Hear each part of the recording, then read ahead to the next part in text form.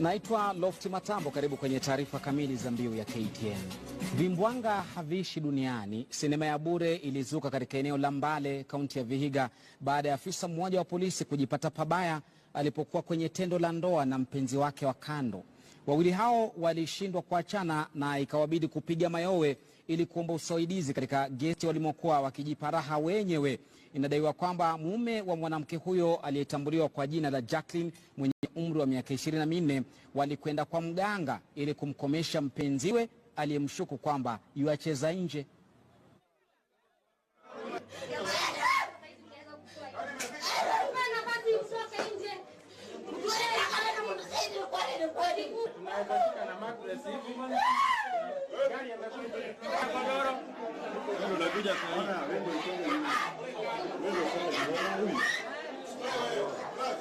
Alikuwa na shida na mke wake kumsumbua na mambo ya usharati.